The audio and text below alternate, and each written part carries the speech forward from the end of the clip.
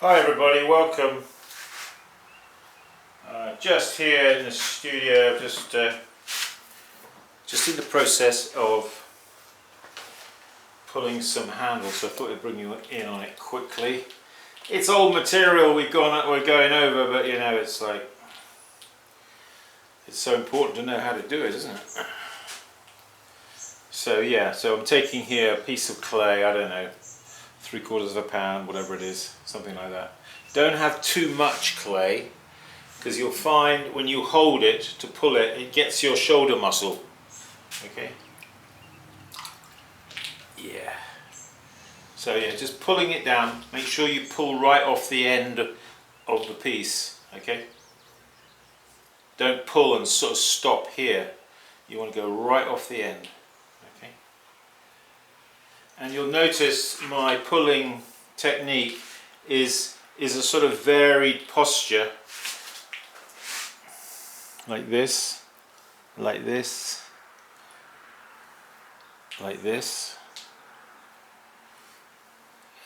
There's no real right and wrong way of doing it. It's just, you've just got to find what works for you, really.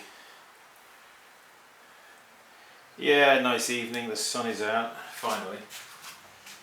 After all that murky, smoky Canadian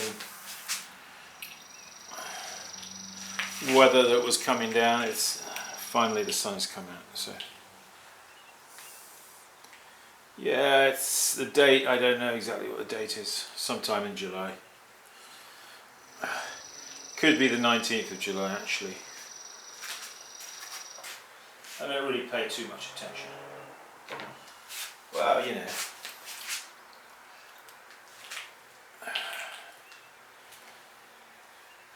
It's about 6:30 in the evening.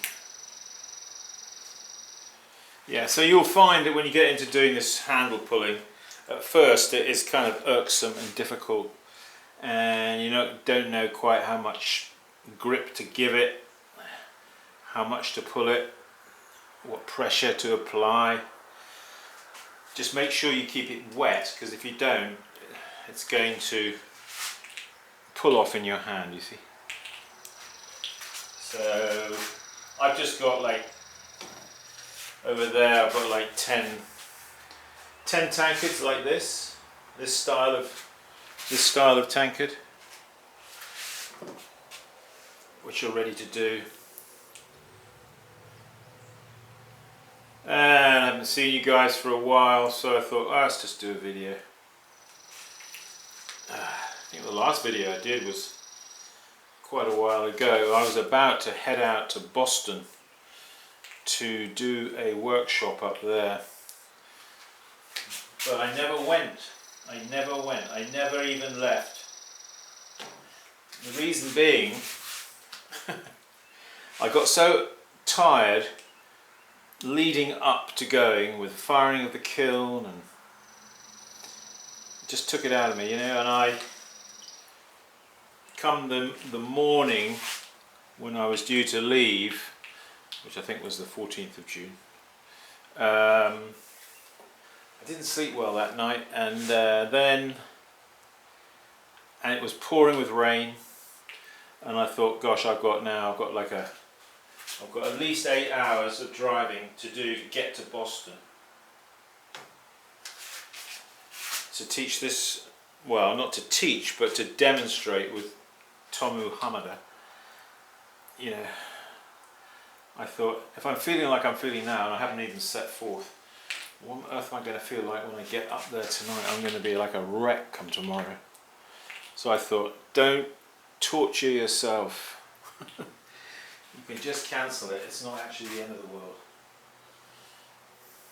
It might be financially the end of the world, but yeah, it would have been worth my while to go, but there you go, you know. The mind of man plans his way, but the Lord directs his steps.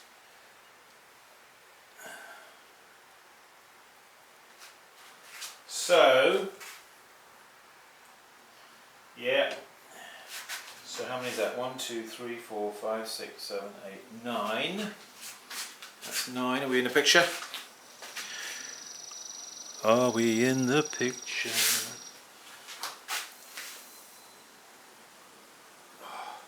Gosh, the weather is like intolerably kind of humid and close at the minute. I have to say I do not like it.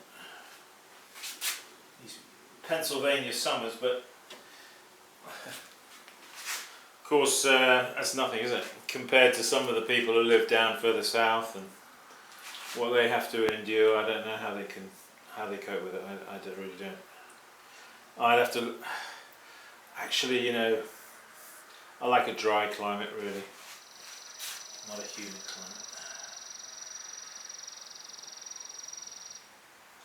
Okay, so 1, 2, 3, 4, 5, 6, 7, 8, 9, 10, 11. That's it, right. So I've got 10 mugs, but I pull 11 handles, okay?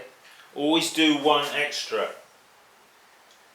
98% of the time I never need that extra handle.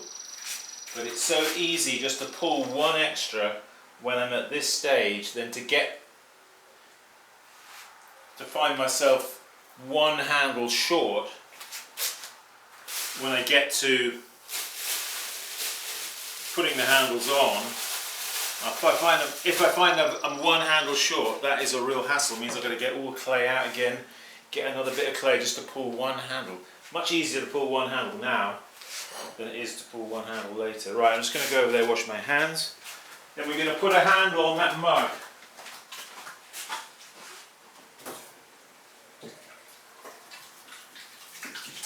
Ah, yeah.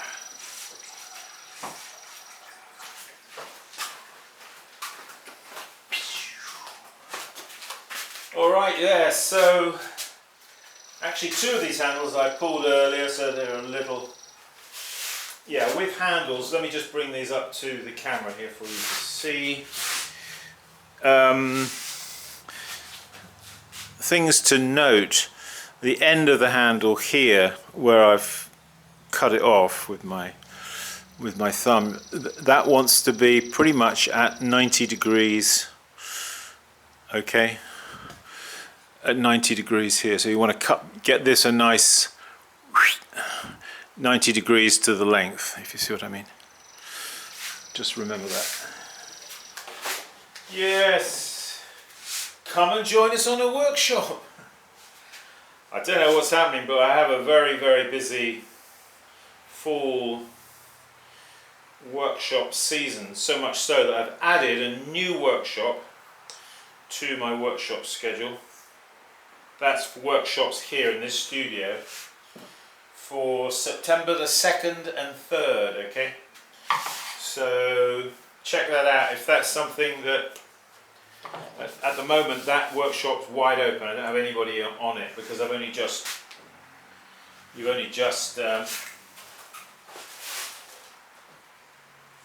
decided to do it, you know.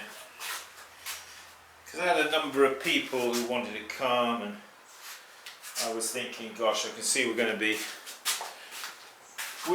chock-a-block here. I need to get another workshop scheduled in, so that's what I've done. And yeah. All right. Okay.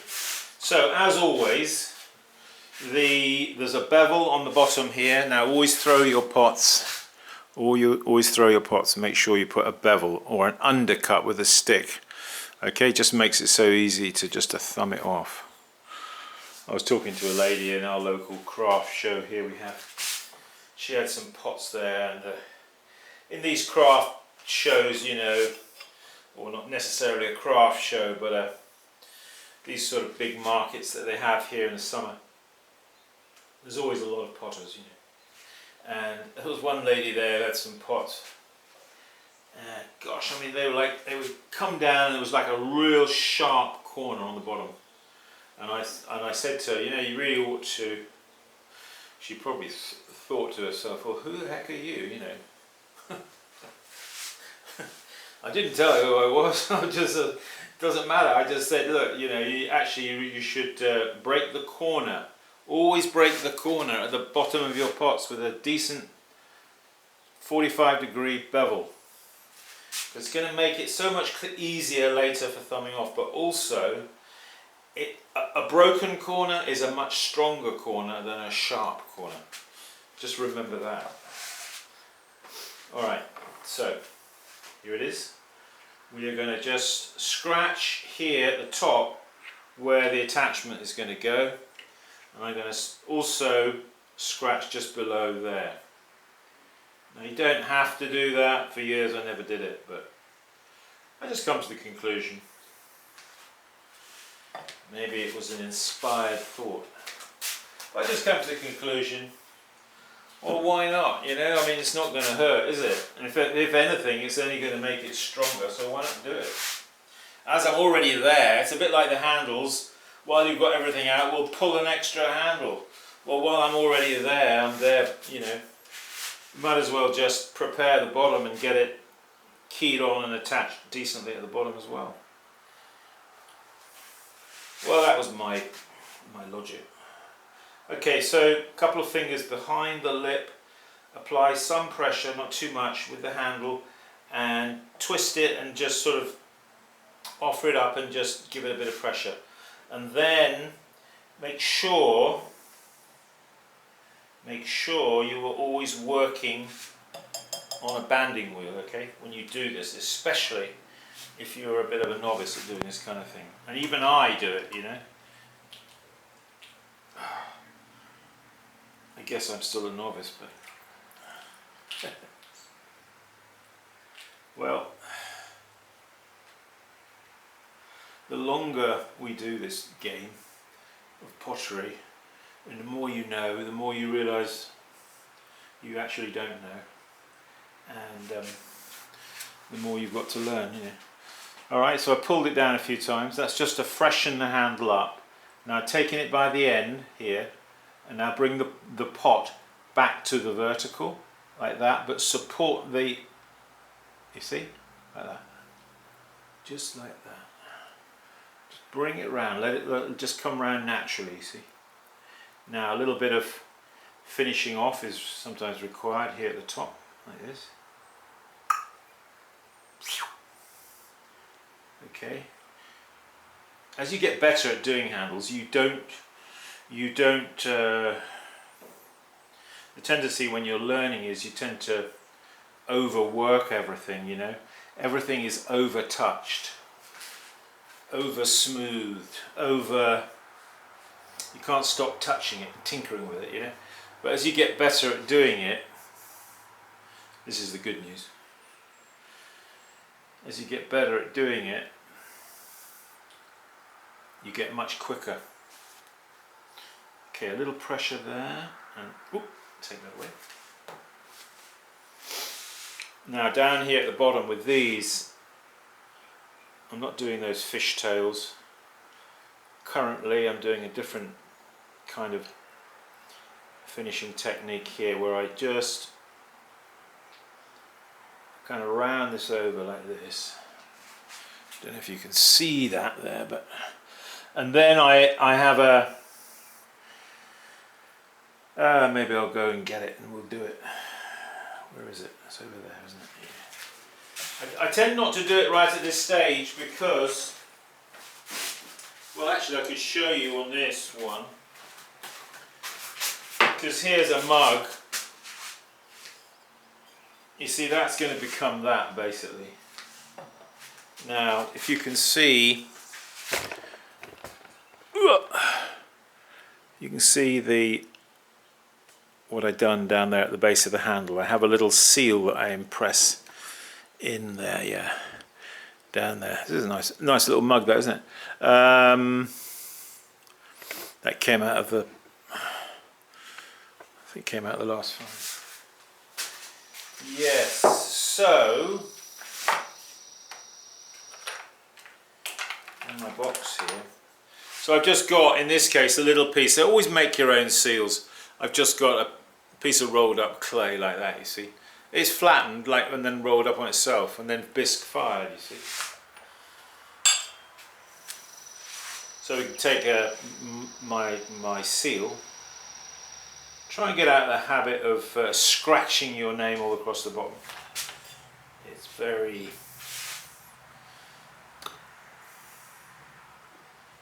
doesn't look good, you know. It looks very amateurish. Lots of people do it though. And then you're going to take this, okay, and we're just going to impress it in there like that, okay.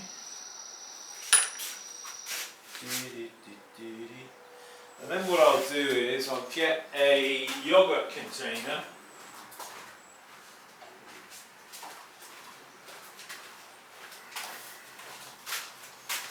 Something like this, you know, which is it's tapered. So you can put that in the mouth of your finished handle piece. Alright, let's just do one more here. So, this base here just got to be thumbed off. Just with a damp thumb. You can have a sponge handy so you can damp your thumb, you know, and just going to wipe it around like that. Okay. Attachment point is here. Just use your nail on the end of your finger, dip it in the water pot and then just scratch it like that. So you're making the slip out of the wall of the pot. You're not adding any. That is a big tip for you. In fact, that's the tip of the day. It's the tip of the day. No, it's the tip of the iceberg. No, it's the tip of the day. What are you talking about? It's the tip of the day. Don't forget that one. Make the slip. Don't add slip. If you add slip, you will be swimming in slip and your handle will be all over the place. And you'll add too much and you'll make a right mess. If you do like this way, it works a treat, I'll tell you. Okay, so you see I'm keeping this mug on the banding wheel at this stage. It's just easier to do that, you know. And now I'm using my index finger and my thumb to make the join, okay, to the vertical. Keep it supported there. And now we're going to sort of freshen up the handle by giving it a few more pulls. I'm not really doing very much in the way of pulling. It's more cleaning, smoothing and wetting the handle, okay? And now back to the vertical, like that. Just check the top that the join has not, and then run your finger over it like that. God, motorbikes, man, motorbikes, come to Milheim. You want to hear motorbikes? Boom, boom, boom, boom. Okay, right here, this little tail, where are we here? Okay, so just whip off the excess like that. And what is left here, now you just pull that handle, remember? So it's still a little bit wet. What you want to do is wipe your finger on your apron, okay? And wipe it over. Wipe it over where it's wet there. Take away the wetness, because you can't smear and join clay that is slippery and wet. You've got to remove the wetness. Okay, hope that makes sense to you. It's rocket science. All right. Something like that. Okay.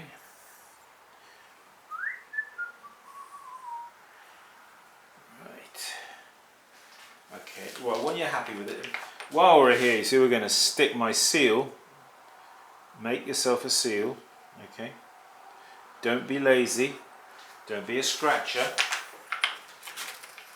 A lot of lazy people out there can't be bothered to make their own seal, so they scratch it. And nobody can read it afterwards. Take this or whatever you're going to use, make it yourself, and that's another thing, don't buy it. Okay, that happened. Now that's why I don't do this while it's wet. I usually wait a little longer. You probably can't notice it, but some clay from here, because it was wet, has now attached itself to the seal here and has clogged the seal. Alright, so that's the reason you wait. That is the reason you wait a little longer. But I haven't got time to wait because I'm making a video. But that's why you wait. You see.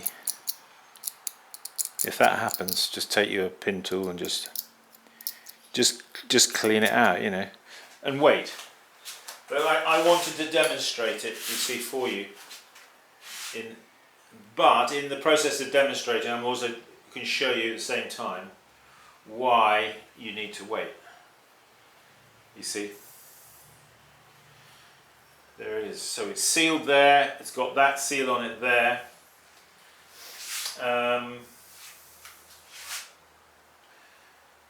Okay, check for roundness, and also check that the handle, okay, the handle here is not off to one side or the other, because it's very easy to do. Trust me, I've done it. And you also want to check it from the side like that. Okay, if you do that, you will do well. Okay, so again, we're going to take the rounder, drop it in, just gentle pressure. Okay, that's it. No forcing it. Just gentle pressure. Okay, and we will. What we will do, what I would normally do is, I will put these mugs under a plastic wrap to stop any cracking occurring where the handle joins the mug. So what I'm actually going to do is, because those handles I just pulled are not going to be ready, I'm going to be putting them on probably tomorrow morning. So what I'll do is, these other mugs over here, which I've got here, you see these mugs. So what I'll do is I'll just simply put these with the handles pointing inwards. Okay, like that. And these are still a little on the damp side. What I'll do is I'll just put them in with those other ones that are waiting for tomorrow morning. Always make sure you put the handles in, because if you do not, and that plastic here attaches itself, if it attaches itself to the handle, chances are when you pull the plastic off, it'll deform the handle. You don't want that, so just put the handles in, okay? These are good tips for you guys. Pay attention. Sorry, didn't mean to be cheeky. But yeah, no, sorry, seriously, pay attention. These are hard-earned, hard-fought-for, over a lot of years that I've worked doing pottery, doing this kind of stuff that I'm sharing with you. So apply them, you know. So now here's an example. Okay, so I pulled handles. These handles are going to stay out all night. Well, if I would leave them out all night now like that, come tomorrow morning they will be too hard. So remember, you've always got to think ahead, because if I think, okay, so if I leave them out by tomorrow morning, I come in here at 10 o'clock or whatever, These are going to be too hard to do anything with. I'll have to re-pull them. Okay, so take these ones that you've just pulled. Sorry, we're not pointing the camera, are we, in the right place? Pull those handles that you've just pulled. Put a plastic over them. Okay, and that will keep them very well until tomorrow morning. Okay. Always got to think of the clay dries, you know, and you have to anticipate. Okay, so when is the next time I'm coming in here to do work on these? And then you're going to use a bit of plastic to cover them, and that will keep them actually for quite a long time. Those handles that I've just pulled now that are wet, now I've put a plastic over them. If I came back to them probably in 2 or 3 days, it'd still be probably okay. Alright. Hey folks, there we go. Just a quick video on some elementary handle pulling and attachment. I hope it's helpful to you. Go to my website, simonleachpottery.com. Check out on the website there's some workshop dates if that interests you. Fresh dates, September 2nd to the 3rd. Check that out. I do have some vacancies in November. Otherwise we're pretty full. Hey, good to be with you on this nice sunny evening, and as always keep practicing, and I will see you soon. Alright, bye for now.